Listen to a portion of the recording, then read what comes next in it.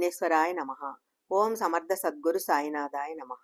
శ్రీ సాయి లీలామృతం అధ్యాయం 11.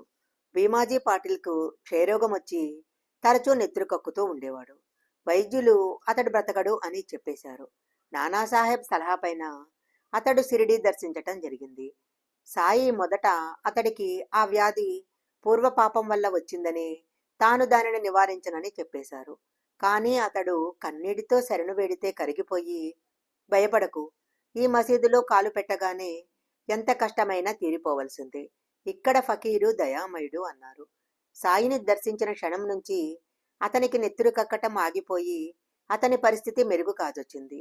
బాబా అతడిని భీమాబాయి ఇంటి దగ్గర ఉంచారు. నిజానికి ఆమె ఇల్లు అలాంటి యోగికి ఎంత మాత్రం తగదు. కొద్ది రోజులకు అతడికి 2 కలలొచ్చాయి. మొదటి కలలో పద్యాలు వల్లించినందుకు భీమాజీని టీచర్ కొట్టాడు. రెండవ కలలో అతని గుండెల మీద ఎవరో కాని పెద్ద రోలర్ను అటు ఇటు దొర్లిస్తున్నారు. అతనికి భరించలేనంత బాధ కలిగింది. మెలకువ వచ్చేసరికి అతని వ్యాధి పూర్తిగా తగ్గిపోయింది. అందుకు కృతజ్ఞతగా అతడు శ్రీ సాయి సత్యవ్రతం చేసుకోసాగాడు.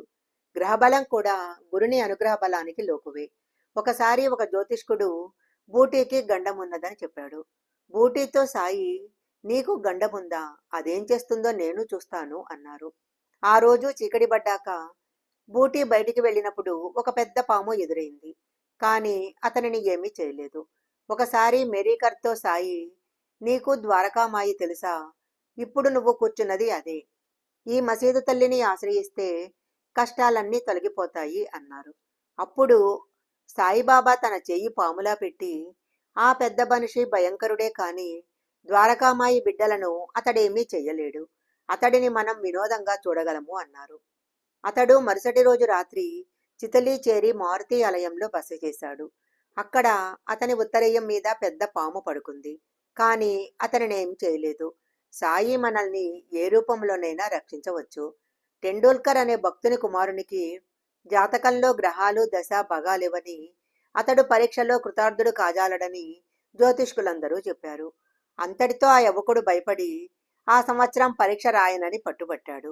అతని తల్లి ఆ విషయం బాబాతో చెప్పింది.